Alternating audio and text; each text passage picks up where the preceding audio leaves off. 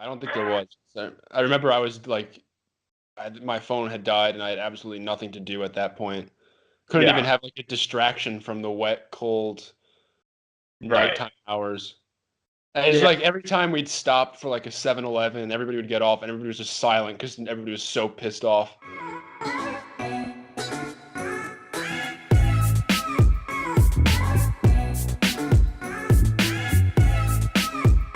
And good morning, good afternoon, good evening, good night, whenever you're listening to this, whether it's on the drive home from work or just waking up. Great to have you with us. We're here with episode 3 of the We're All In podcast. And Tom, how are you feeling today? I am feeling great. Coming off of the nice Christmas. It is December 26th. Lots of time with the family, lots of great food, some gifts, some giving, of course. So I'm feeling good. And yourself? Can't complain. If you're listening to episode 2 before or after this, yes, we're recording them both in the same day, really getting it done, taking advantage of all our free time over Christmas break from school. We got a very special episode, something that is relatively unique and probably doesn't get talked about too much in the podcast world, but our collegiate athletic experiences, if you can even call it that. Um, yeah, for those that don't know, Tom and I were on the rowing team, the club rowing team, rather, at the University of Texas. For Tom only lasted a semester, though. That was a one and done. You're a sophomore, though. You got to respect that. Why did you join, or why were you interested in joining the rowing team? Ah, man. I mean, it was started that I guess it was like the first week of class. It was just them tabling, and they it was one of those things where they're tabling and you make eye contact, and then you know they're going to try and talk to you, and you really don't want to, but you feel guilty at that point, so you just have to go over. Oh, you weren't really interested. No, I was trying. I don't stop at the tables. I really don't. I can't stand that. But Where's your no, flight? they brought me over. They said, "Hey, you might be a good rower. Might enjoy it. You're tall. You have Hey, some leverage. Why don't you? You don't have to do anything now, but there's an info session. Come to that if you want." So I was like, "All right, I'll take the flyer. We'll see." Went to the info session. Then how they had that like whatever it was 2 weeks, like the 2 weeks at the beginning where they called it like a tryout or something like that. I don't know but it was just like kind of like open practice, I guess. So did that and thought I'd do it for the rest of the semester. That's a pretty generic story. And well, yeah, for all the people out there, we didn't know each other at the time.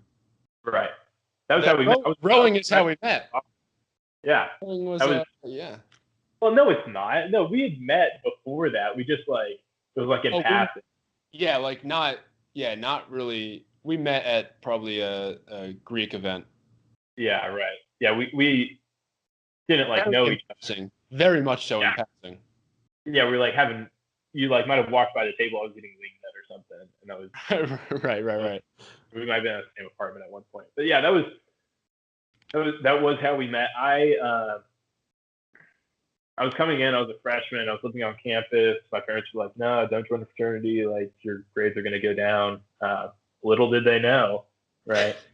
That my grades would tank during rowing. But I was originally, for those that don't know, if you know me, you know that I was going to go to college to swim, and then last minute, it was like April 1st, pulled the plug on that, decided to go to UT. Then I was like, wow, I just made a huge mistake. I still want to be athletic. Basically, the water polo team wouldn't respond to me. I was wanting to go out for water polo, and that would have been cool. Yeah, it would have been sick. That would have been way better than rowing. But but yeah, so roundabout way, and I was like, okay, next best thing. Club rowing seems legit. So in our fairness, we're making it sound like we were relegated to the club rowing team, but in our fairness, UT Austin doesn't have a collegiate rowing team, men's collegiate. For men, yeah, right, yeah, totally. It's there's I don't know how many NCAA sports, but men's soccer is club, men's rowing is club, water polo. Equestrian is club. That's not NCAA. Hockey, I think, is club. Yeah, hockey, right? Yeah, So some like actual legit sports. I joke about equestrian there, but there are legit sports that are only club, right? And right, basically, for those that don't know, if you're uneducated about how collegiate athletics works, NCAA sports are allocated money from the university uh, to pay for all their equipment and travel costs and everything else.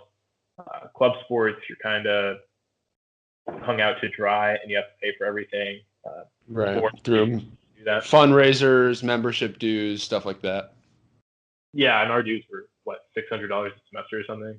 I think it was something like that. Which I mean, rowing's an expensive sport, I guess, because all the boats and keeping everything and trailers and maintenance and stuff, and so Yeah, it's not often that the less fortunate grow up to become rowers. However, they are. I mean, USA Rowing is making a push to do that, though, right? I mean, yeah, I think so. And I mean, we were also fortunate the fact that I mean, you have to have water near you to be on a rowing team, right? We were fortunate in right. Austin. We have great lakes and rivers. Oh my gosh, yeah, Lady Bird Lake just down there that runs through Austin. Awesome Yeah. water all year round. Austin is also. Tom's from New Jersey. I mean, that's has to be, the weather is Up here, I'd be rowing in the Hudson. No, you wouldn't be rowing at all because it's frozen 6 months out of the year. We're rowing down the East River. So we go to the Easter. We go to the info session, and we're like, all right, we go to the 2 weeks, and basically you're just thrown into it after like 2 weeks. They kind of teach you the basics, and they're like, all right, you're on the team, pay up, and we do, and next thing you know, we're on the team with like 25 other guys, first year guys. Yeah, probably about 25. And basically, of course, everybody's on the Facebook page and they create carpools. And Tom and I get thrown in the same carpool, which didn't really make sense because he lives, a mile and a half from me. Because you were in Jester, right? Yeah. Yeah. So Jake, because Jake was a freshman, so he was in one of the on-campus dorms, and I was in an apartment that was not close to there at all. It was like the furthest apartment you can get. Yeah, Complete totally. opposite side. Yeah, I was on 21st, and you were on 26th, and then on the other sides too. Yeah, there were 5 to 8 blocks between us too. So yeah, 1.3 miles maybe. And then the driver, if you recall, lived like all the way in North Campus too. So it really made no sense. Yeah, for her, it was like, well, and we always picked you up last. So it was like she would drive down south, loop back around north, and then go back down south to the river. So everything was super messed up. It was so in the carpool is me, Tom, and then another kid, and he'll go unnamed, but he was hard of hearing, and yeah, I think he was just about completely deaf. I mean, yeah, he had cochlear implants. Right, he was able to hear with the aids and the implants. Right, yeah, but other than that, no, there was no way, like he couldn't hear anything. No. So if he forgot to charge his, and he didn't know sign language, and I don't think he could really read lips either. I don't think he could. Well, even if he did know sign language, it's not like anybody else on the team did. Yeah, right. Well, no, I think there might have been like girls on the team or something that knew sign language. Like somebody had to know sign. There's like 100 people on the team, Yeah, I guess so. But it would be very. It wasn't unusual for him to forget to charge them or like forget them or something like that. Yeah, like once every week or once every 2 weeks. And okay, so for those that don't know, like how a boat works, you have a microphone. The coxswain sits at the back of the boat with a microphone, and they scream through the microphone whatever to do. They don't say row, row, row. Well, they'll tell you, Tom, you need to row harder, or Jacob, row lighter. And the coxswain is also the one steering the boat in a sense, right? Yeah. So there's throughout the boat, there's like 4, 5 to 8 speakers in the boat. And that's how they communicate, because everybody's facing one direction and the coxswain's facing forward, and that's how you communicate through the microphone. You can't see anything the coxswain's doing. You have 5 people in front of you. So right when our buddy's hearing aids would run out, he would just yell, my hearing aids are dead, and have to look at other people. Oh my gosh, what? I mean, I remember the there were a lot people of with times where, yeah, I would be sitting either in front, right in front or behind him in the boat. So I would like kind of give him an elbow or like, something to. yeah. You'd be like, hey, like we're stopping, like don't run into me and hit me in the Right, back. right. Yeah. Because God. that's what if you don't have any rowing experience, you don't understand how badly one person out of sync could really just screw the whole thing, right? Yeah. Well, yeah, and then you start rowing and like he's just sitting there in the boat like And then you're taking your seat back, so you're slamming into him because he's not ready. yeah. That's, well, and then the other, so to give him some credit, he was like the best in shape Oh cardiovascular my person. God. Yeah, he was like one of the like he was like he would not stop. Even if he was dying, if he needed to keep going, he would not stop. Like I mean, he was, I mean, I don't know if he ran marathons or what, but I mean, yeah, he would run he a was in great out. shape. Oh my gosh, yeah, and he looked like a runner, and he dressed like a runner every day. You know, he wore the short He did. shorts and like He did. stuff. And it was anytime that we would run, it just wasn't even fair. Like, No. We would have to wait, so, tell him, look, you have to stop going. So you have to lower your pace for us. okay, your background, you played baseball and like through high school, Yeah. not the most cardiovascular intensive sport, No, not at all. and you were like a pitcher, so you were never like running in the outfield or anything, right? I was second base, so yeah, and it was nothing like this. Oh my gosh. You also had a year of being involved in Greek life and just sitting around Yeah, I mostly, did have a year of complete sedentary. stagnation, but between Um, your athletic endeavors. yeah. But I mean, so the reason we bring up the carpool is so it was the four of us, the driver, Jacob and I, and then this other kid. And it was just every single morning practices were at what, like 5:15?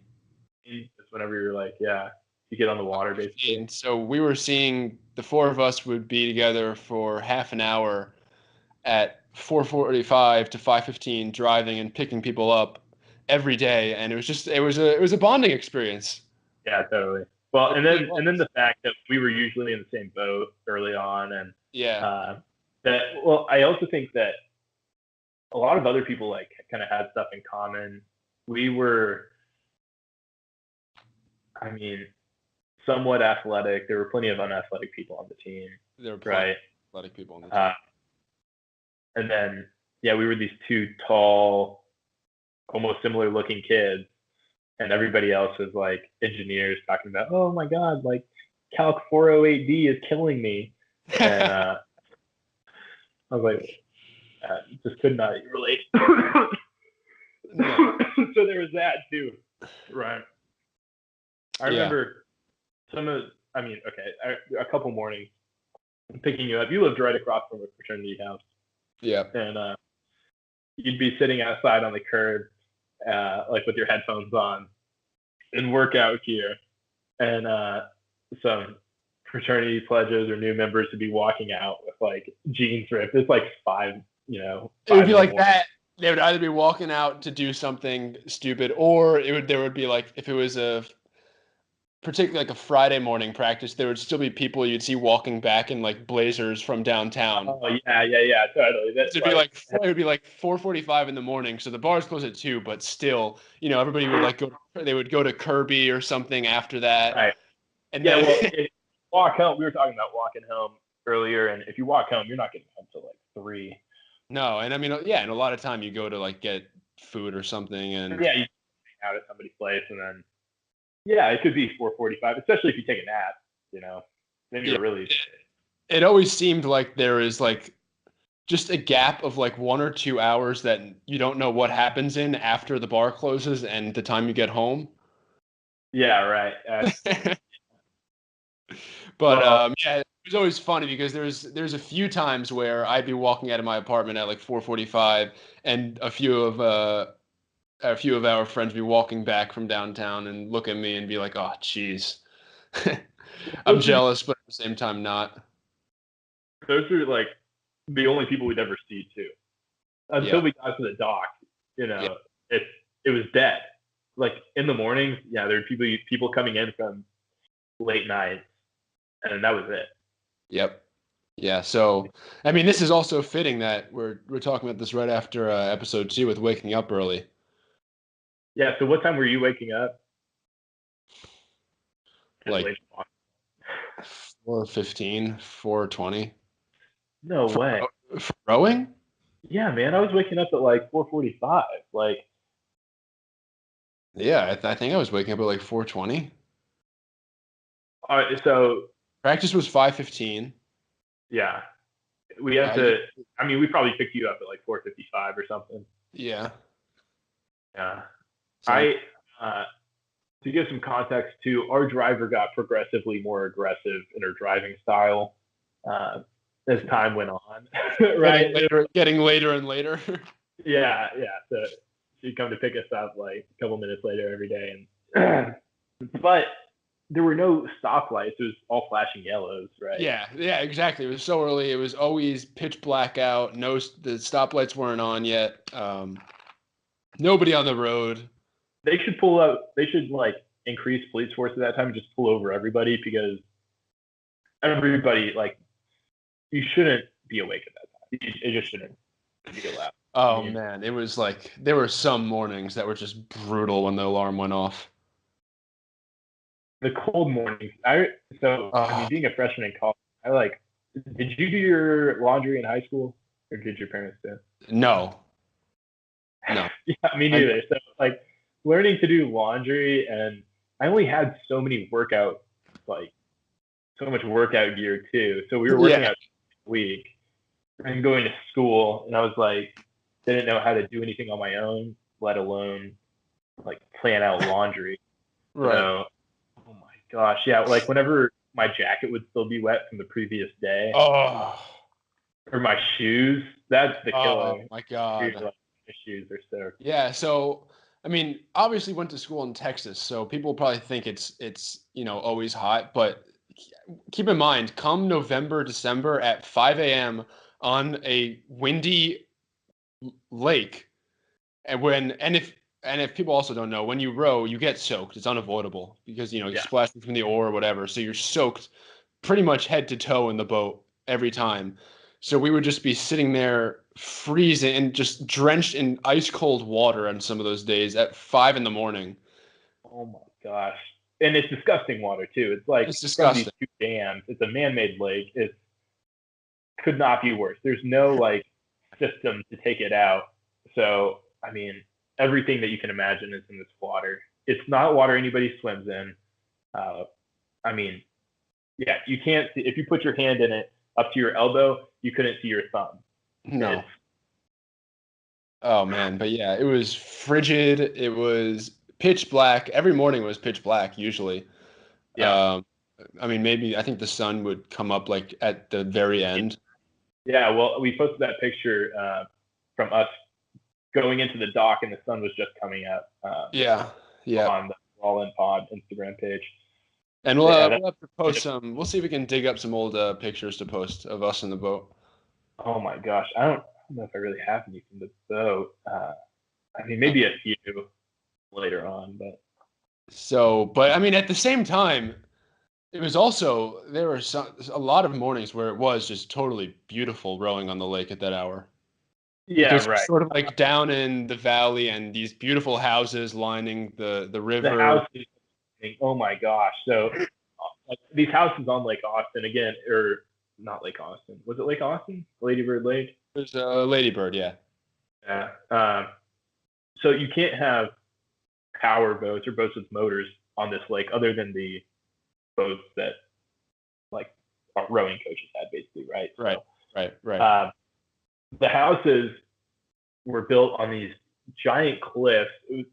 Wasn't like Malibu, but it was like there was no beach. It was just a lake, a dirty lake. Yeah, it was literally a cliff. But yeah, the houses on the cliff. Looking up and seeing those outside lights on every morning, and like the what are they called? The pools that have the cliff. Oh, like the infinity pool type The thing? infinity pool. Holy smokes! Yeah. I mean, those are so sick every morning. Just looking at those, and that was the best part of it. Whenever you weren't soaking wet, Yeah. but whenever you had a hard workout and you knew that it was just going to be trash and you were freezing cold, and you don't have gloves on either, and the biting Nope. wind, the frost. Uh, Well, I mean, so we were most mornings we were in the 8, which for the listeners is just a boat with 8 rowers and 1 coxswain. And Jacob and I Jacob would sit what's called stroke seat, which is the first the back of the boat, but the first rower that everybody would look at. And so the stroke seat is really important because since everybody is looking forward towards stroke, the way they set the tone kind of and their rate and speed is what sets the boat pretty much. But anyway, Jacob was usually stroke and I'd be right behind him. And I remember a lot of mornings we would just talk about our favorite houses on the cliff and say, oh, we're coming up to the one with the whatever, the lights or something like that. Dude, oh my gosh, yeah, some of those places were so awesome, and I remember because whenever you're on the water, there's a few landmarks that you would always point out. So like Congress Bridge, whenever we'd get to that, would always be cool, and then the city, the city power plant, right. Too. But that kind of took away from the sheer misery of what we were doing. What? Yeah. Was it the waking up that made you only want to stay a semester? We haven't really talked about that. No. So it was just a matter of balancing that with school, pretty much. Because I was double majoring pre-med, and I really did enjoy rowing. I really loved it. And I would have liked to keep doing it, but it was just like one or the other. I couldn't. I mean, it's waking up that early every day and you know this too. Once you have that, you're exhausted for like the rest of the day after that. Yeah. So it was just it's not like you can go to bed at 8. Well, okay. It's not like you can go to bed at 8 in college if you're social. Right. Well, that's exactly it. You can't, knowing that you're waking up so early the next morning, you couldn't go to bed. You couldn't even stay up late studying, really. Right. I mean, and so dinner, what I would do for dinner was I'd go to dinner from like 6 to 8 whenever the dining hall closed. And I'd spend as much time in there as possible. J2? And then I'd study after. J2, baby. The buffet style. I was eating I don't even know what this did to my cholesterol levels, but I would eat 6 to 8 eggs a night at J2. Oh. And yeah, just fried eggs. They did have a great egg bar though. They did. I mean, it was so buttery and stuff. Yeah. Made to order. It was great. Yeah, totally. That and then cereal. I didn't have Cinnamon Toast Crunch, I think, until I was in college. And so my freshman year, I discovered Cinnamon Toast Crunch, and I ate so much breakfast food for dinner. It was ridiculous. But yeah, so then I do work after that until like midnight, right? And then sleep for 4 hours, and then wake up, and then take a nap the next day for 2 to 4 hours. Well, so didn't you? I would always get home after practice. We'd get back at like 8-ish, 7:45. I would always shower, and I didn't have class that early, so I could at least take a nap for a little. Didn't you have an 8 a.m. one of those semesters, or both of those? I had a 9 a.m. calculus, hardest class I've taken in college. So I got back. Yeah, we'd get back at like right at 8. Even with a 9 a.m., you really you're tight for time. You have to shower and pretty much go straight to class.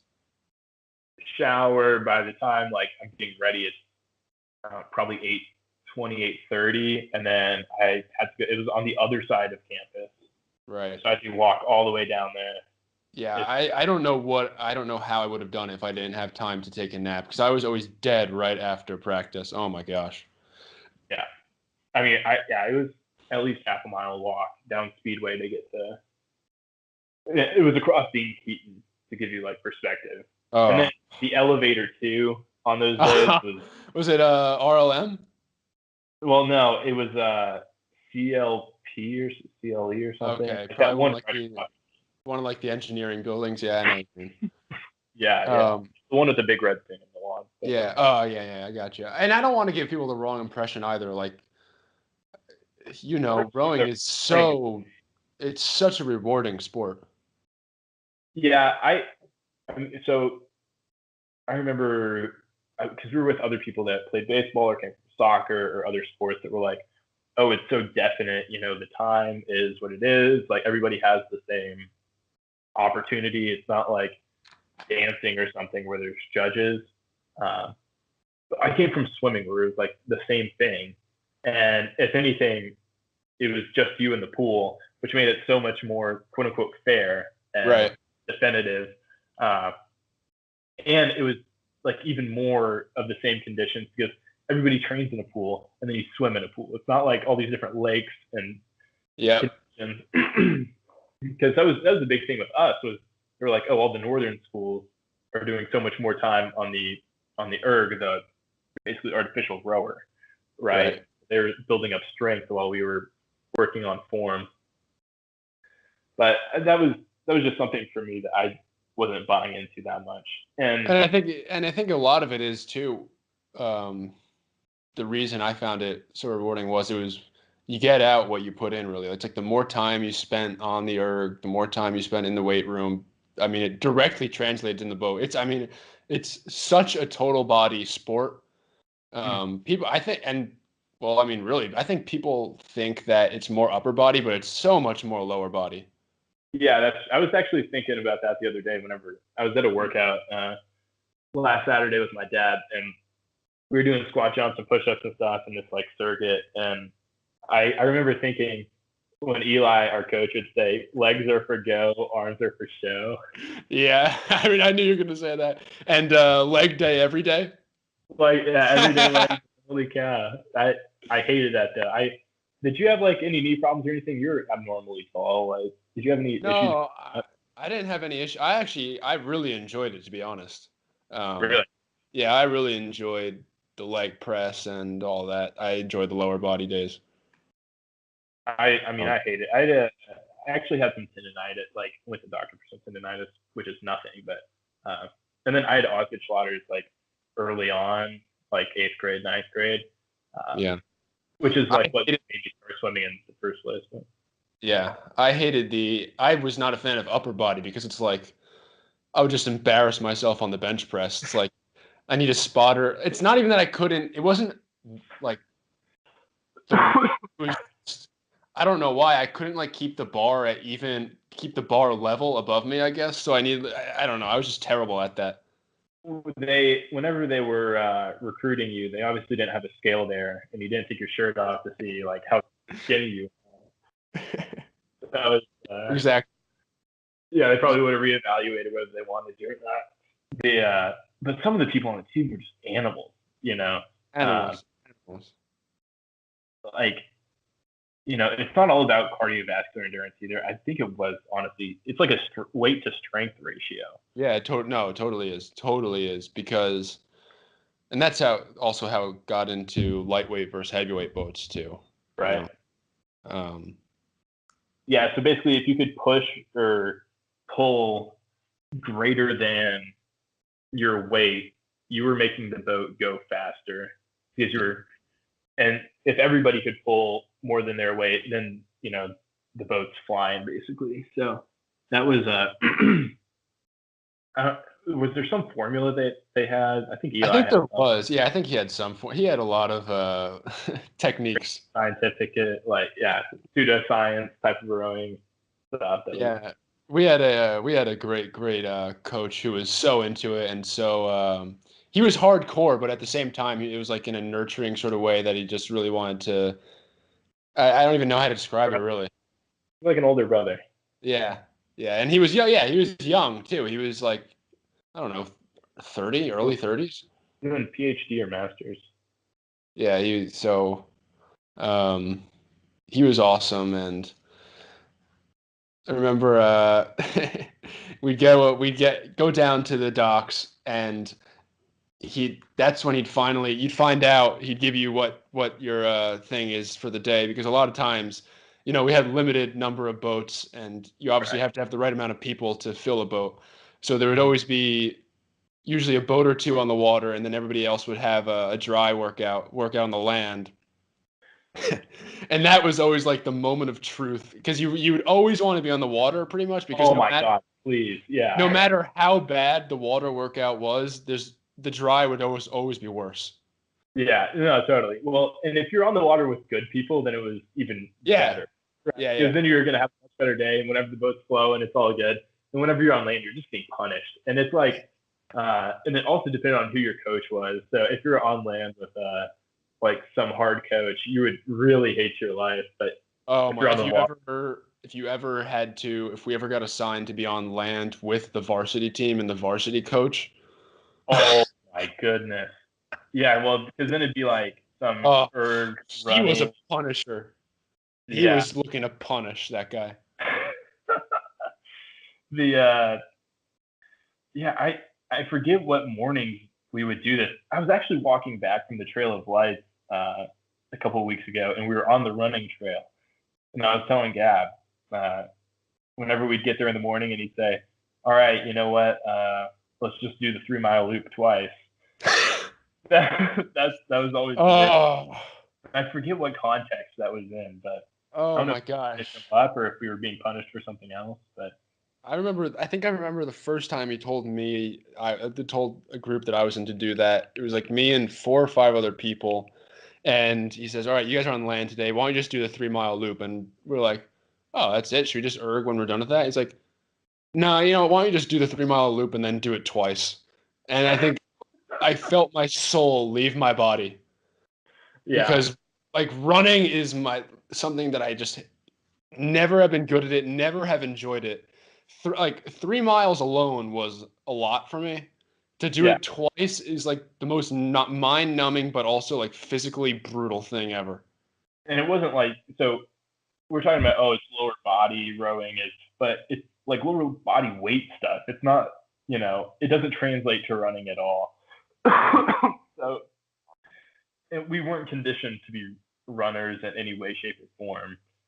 So that was Usually, yeah, exactly. Usually it'd be either the dry stuff would be either running the loop on the ergs, which we said is the rowing machines, like under this tent outside, and then the third, yeah.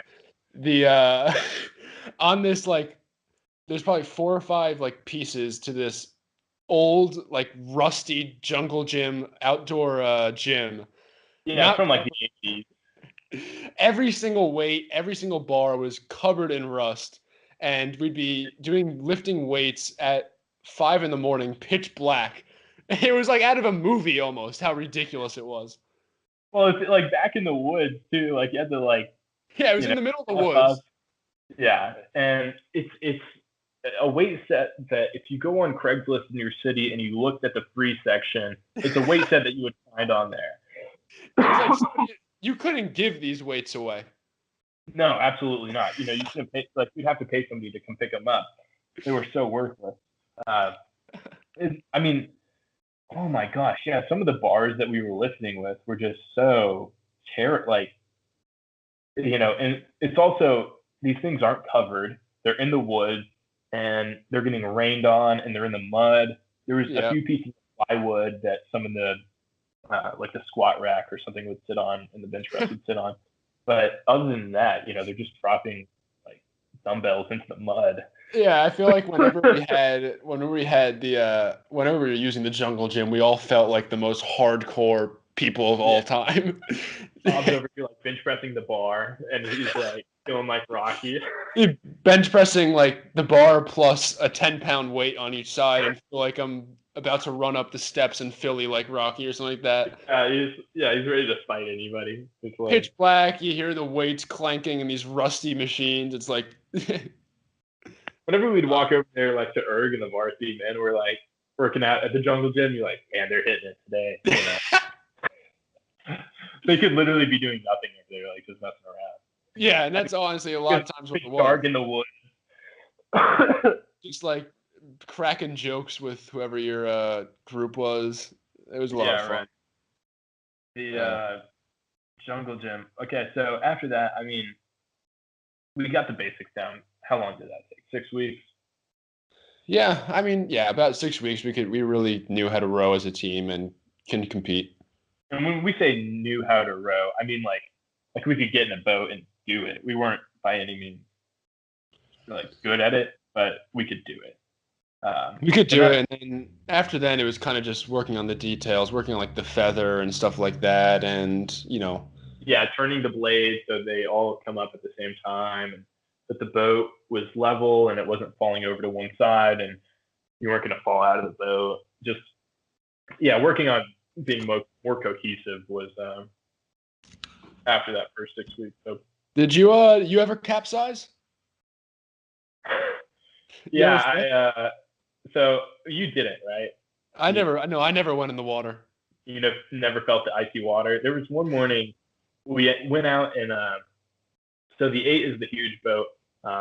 The complete opposite of that is a single, where it's just one person. They have 2 oars in one hand, or 2 oars and 1 oar in each hand, rather. And I mean, the hardest boat to row, no, okay, maybe not. If you've been rowing in the 8 only, then yeah, it's a hard boat. It just takes so much balance in the single. Yeah, right. Well, you have to be coordinated too. I'd never used 2 oars before, so I'd only been using one, and it was like the widest one, so it's the most stable one. And yeah, flipped it over at least once, maybe twice, and it was just soaking wet. And it wasn't really that much more wet than usual. Yeah, right.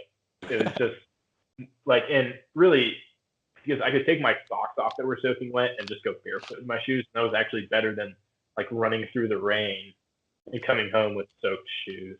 Yeah. That was one benefit, I guess, of flipping over the single. It's just the sheer embarrassment. No, it's exactly it. Leaning over, and then you just fall in the water, and everybody sees it, and and then you like climbing back into it. You don't realize it's like climbing back onto a pool float, but the pool float is also a log, and you're trying to stand up on the log. Yeah. It's I know exactly what you mean. Yeah. Because you're trying to hold the other side and then climb into it and balance. It's like if you can't balance it while you're sitting in it, how are you going to balance it while you get into it from the water?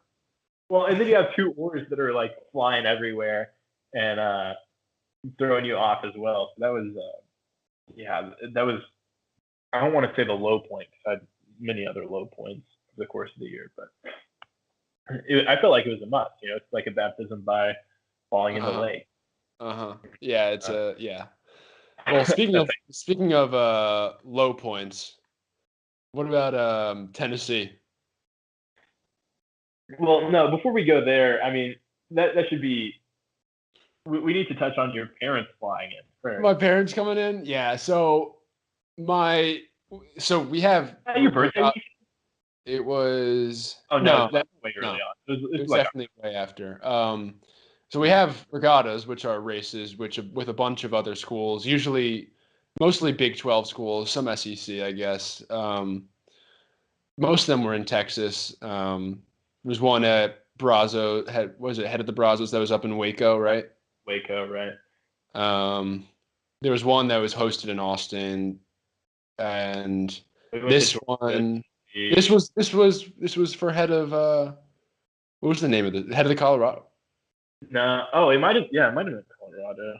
Head of the Colorado, but it was on our lake. Like a small, it was on our home lake, and I also might have been just a smaller thing too. Yeah, I think it might have just been like a few other schools, like invite only type thing. But so, and there's only a few of these semesters since there's so many. It's tough to coordinate and such. So this was one probably in like October, November.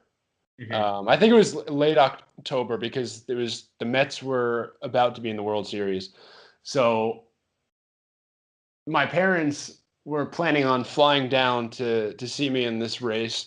I think my uncle came in too from Arkansas. And they came down, and turns out it was like that weekend. It was like a flash flood storm, and that had turned basically what was our river into a rapids. And so they had to cancel it. Like there are overhead pictures of the river that weekend. It's like first of all brown water because of all the mudslides that had come in, And there's and like trees and stuff in and it. it's like Like, it's almost the water level is almost up to the bridges too, oh and you my can gosh, see that's the kind of how it was rapids. this summer. Yeah, it was just so, or not this summer, but in the last few months, it got to that point too, and it was just flowing. There's no way you can go on the water, and the dock was flooded over, Yeah, and exactly. Yeah, yeah, exactly. Yeah. all the So dams are open to try to alleviate the water. So yeah, there's just no way that you can possibly row. And of course, yes, the regatta gets canceled and your flights are non-refundable. So they come down. What did y'all end up doing? You went to like a they compartment? not even that. So they were flying into Austin and got rerouted to San Antonio because of the weather. So they ended Whoa. up landing in San Antonio and having to get bussed over to Austin, um, which I guess kind of stunk for them. But we ended up actually still having a great weekend. So we hung out. We went to. They always looked forward to the barbecue and Sixth Street and stuff like that. So we had a good time. But it was just, I guess, a bit of a letdown. So yeah, I mean that sucks, but it was nowhere near as bad as our trip to Tennessee.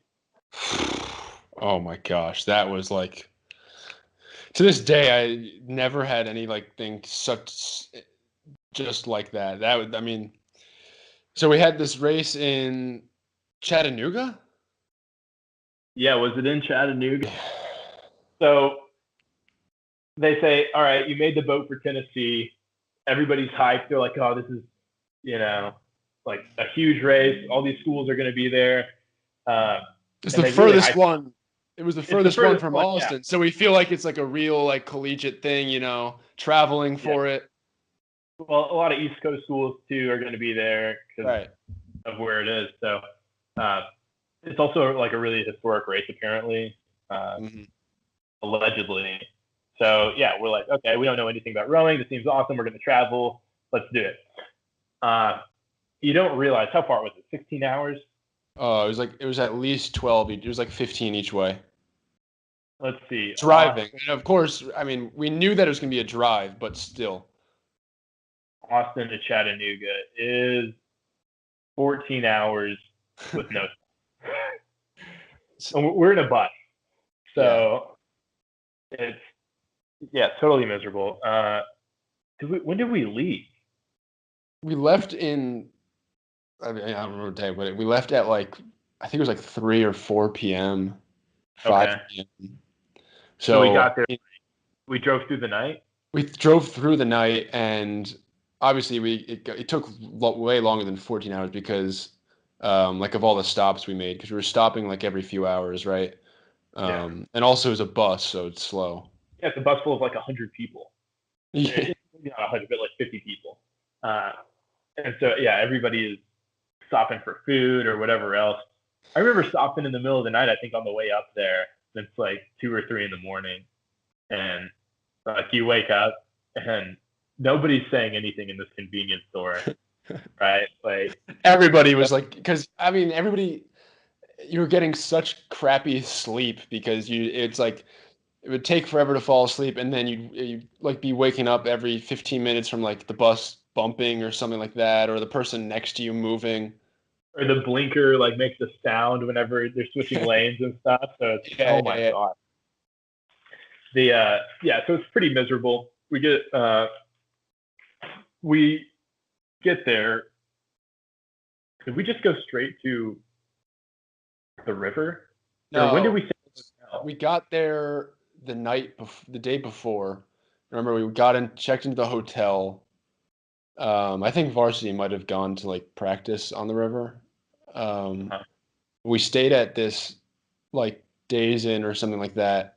it was like probably top 5 worst hotels I've ever stayed at, and I stayed at some bad places. Yeah, it wasn't a luxury hotel by any stretch of the imagination. So we did that, and then I mean, but the worst part of the trip was the actual race day by far. You think so? I I think so. disagree. I think so. Not because it was a race, obviously. The racing is an enjoyable part, but we go to the river and we get It's right. dropped off, and so we have to take all of our stuff off the bus basically because the bus wasn't going to be there or something like that. And literally, we were there for what, like 8, 9, 10 hours, Yeah, I was gonna say 10 plus. and raining the whole time. And there's no cover, there's no shelter. We're just standing out by the trailer with our boats in the pouring rain the whole time. Yeah, I mean, doing everything in the rain. So, and we have rain jackets, but it didn't matter. Your tennis shoes, your change of clothes for after the race that you bought that or brought that you put in a plastic bag and were like trying to salvage. It didn't matter what you did. Everything was soaked. Yeah, I remember the worst thing for me was afterwards because I had my backpack with like expensive, I mean, every textbook is expensive, but textbooks in it that I tried to conceal by like putting them underneath the trailer somewhere. I remember when I got back to Austin, I opened it up and the books were like ruined because the pages had been soaked and were totally ruined. And I rented them, so I had to buy them out from the co-op because they were too damaged to return. Holy cow! It That's was I had no idea. I didn't even realize that. Yeah, everything in my backpack was ruined, all the paperwork pretty much. I mean, okay, so I was pretty upset. Yeah, like that whole day, even after the race. After the race, we were basically in downtown Chattanooga, and we got to like go eat. So there were four of us. I think it was like me, Jose, Jure, and somebody else. And we went, and there was like a bar down there. And we just hung out. It was like nice and warm. We sat in this bar for like an hour or two out of the rain, and that was like the best. That was a highlight of the trip. You could grieve together because everybody was like in a bad mood pretty much. Well, yeah, everybody was just totally miserable, and it was we were like just kind of trying to hide because nobody really knew like what was going on. There were a ton of races going on, like Yeah, people yeah. in and out. I know your race was like way before ours. I think Way so. Yeah, after. because I was in the four. Right. Weren't you in the boat where you were like stranded on the water for forever? Oh yeah, that's right. Yeah, yeah. So I had to sit there in the rain. Because Uh, there's like so a piece that the oar goes in was broken or something. yeah, yeah, The rig, that was miserable. The rigger, yeah, was yeah. broken, and that was like on the warm up. Uh, it broke, and then they like timed us, and we had to race with like the junior Olympians, and Oh my god. we got smoked. It's like yeah, these junior Olympic teams from like around the country, these like 16 to 18 year olds that are pre college, just very us. Uh, That was also the race when I was in the four that I don't know if you remember this, but so you're always supposed to keep your head in the boat, they say, so look straight ahead. That was the race where there's that picture snapped where I turned and looked out of the boat and people call it a smile. It was more of a wince where I quote unquote smiled directly at the camera of yeah. the one picture of each boat because they like the race coordinators I guess take a picture of each boat during the race and post it on the site, and of course that was the one picture they took of my boat and posted on the site. Yeah, you're looking at the freaking So I think camera. that's what led to me getting the best rowing face award at the end of the season. Yeah, I mean, which is tough, not tough to do because if you're doing anything other than a look of sheer pain, that's a pretty good face. For me, and then remember because we didn't go back to the hotel. We went straight home from the race. that was to me that was the worst part. Sit on So the bus for 15 it hours. was late, but we eat and then we get back on the bus, and I was initially just shocked / upset that we weren't going back to the hotel shower. Like so again, clean sheets and showering. I told my girlfriend when we met, like I used to shower in high school. I used to shower like 3 times a day. I'd shower like after my morning workout, after my afternoon workout, and then like before bed or something. I would shower so much, and then in college I would shower a lot too because after your morning workout and then before like dinner or something after your afternoon workout. And again, it's just cleanliness, like body cleanliness to me is just peak. And Yeah. like even if I had to put my wet clothes back on, I could still wring them out and have them somewhat dry, and I would be clean. But nope, we didn't go back to the hotel. We got back on the bus. This is like what 7, 8 o'clock at night, maybe. At least. And then we get back at like 11 or noon the next day, and every article you have is soaked, like Soaking wet, and then like you're sitting in the bus in these wet clothes, so everything stunk too. Everything stunk. Your shoes stunk. You're sitting in a puddle because all of wet clothes are going into the seat. You, and you can't sleep because not only does everything stink and you're sitting in a puddle and everything's wet, but like everybody's complaining about it too. And everybody's complaining about it. Leader of that complaining. That was the worst night of my life. One of the funny parts of that trip, do you remember one of the times we sat next to each other in the bus, we figured out that, I think we were like in the last row, we figured out that we could control all the lights. Yes. Oh my gosh, that was awesome. For some reason, like we were in our row, the button to turn the little overhead light on, if you pressed it like just the right way, it would turn all the lights in the bus on. Yeah, it's like we were like halfway. Yeah, and, something like that. It hits the wire. Oh my goodness! And yeah, so we do that in the middle of the night, and my goodness, people figured out that it was us after a while, and we're getting pissed. Yeah, I totally forgot about that. Wow, that was great. Yeah, we turned the lights on. That was like our punishment, or our like punishment to the rest of the bus. We're sitting in the very back next to the toilet, was us turning the light on. Yes. Right. Yeah, because it was still our first semester on the team, and so we were relegated to the back. How did were there chargers on the bus? How do we charge our phones? Did we even have? No, I don't think there was. I don't think there was. I remember I was like, my phone had died, and I had absolutely nothing to do at that point. Couldn't even have like a distraction from the wet, cold nighttime hours. And it's like every time we'd stop for like a 7-Eleven, everybody would get off, and everybody was just silent because everybody was so pissed off. Yeah, I mean that it was through the middle of the night too. So it's not like you're sitting up and like talking to people and stuff. I mean, everybody's just worn out because you've been racing all day, and that was I can't think of one individual experience that sticks out that is worse than that memory.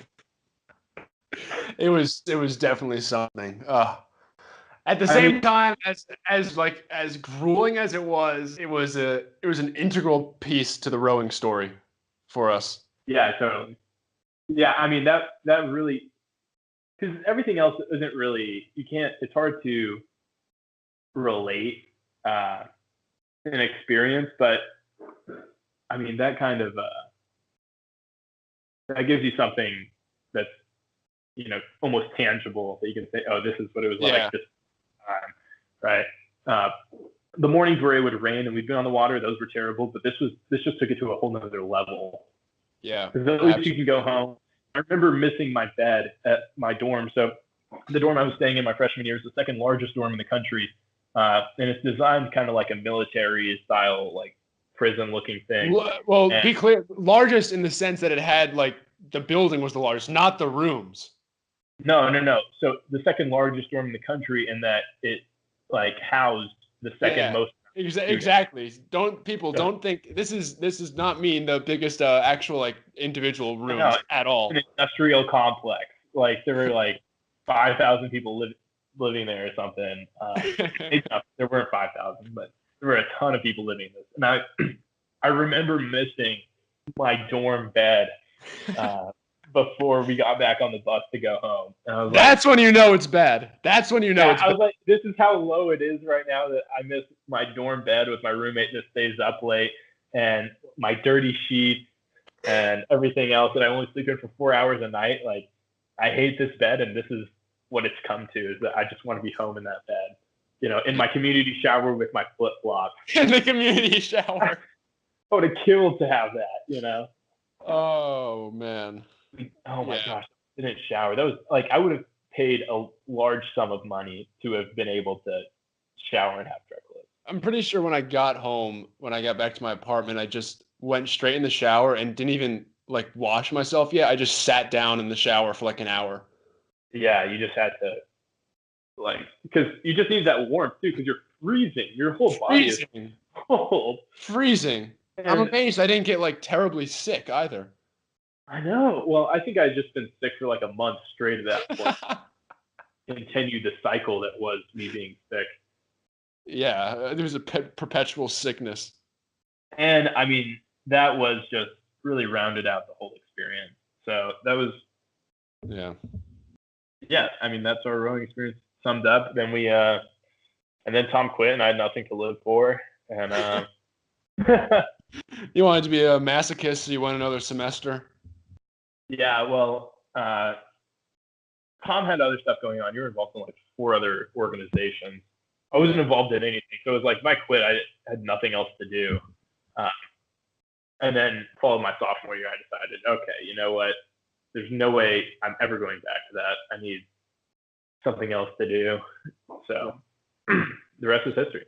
The rest is history. Moved in with Tom. And now we don't have anything to do, so we just record ourselves talking about old stories. And we go, we were all in on talking about rowing today. We were all in on talking about rowing. What's our next episode going to be on? We're taking suggestions. Yeah. Write us, please. We obviously we'll do just about anything. I don't think we have very many limits. My roommate Alex Galindo suggested that we do zero cholesterol, like foods that have zero cholesterol. We could do that. You were mentioning the other day, we have a little 2-week contest of who could change more weight if you could lose weight more than I gain. Yeah, so my dad even said that we could do like as a percentage of your weight before. So like 1 pound for me wouldn't losing 1 pound for you wouldn't count the same as like making 1 pound for you. That's a good idea. Yeah, because I think I could lose 20 pounds relatively easily in 2 weeks. I could definitely not gain 20 pounds in 2 weeks. Exactly. That's what I'm saying. But as a percentage of my weight, like it's a percentage, that makes sense. Yeah. Yeah, that would be fun. It would be fun because it's if you wanted to lose, you could just go vegan again. I mean, I could. That's I would really just like cut down my portions pretty hard. Yeah. Like I don't know. Yeah, it'd be interesting. And then so you could also just guzzle water and eat a bunch of sodium and eat a lot of meats. Yeah, that's a quick way to. You could probably gain 5 pounds relatively easily just by doing that. Yeah. Oh, we'll have to figure out the particulars, but that would be fun. Yeah, so keep an eye out for the announcement on episode 4. Thanks for tuning in to episode 3, and keep chiming in on all of our social media. Don't forget to rate, subscribe, and tell your friends. And thanks for all the support. All righty, see you next time, folks.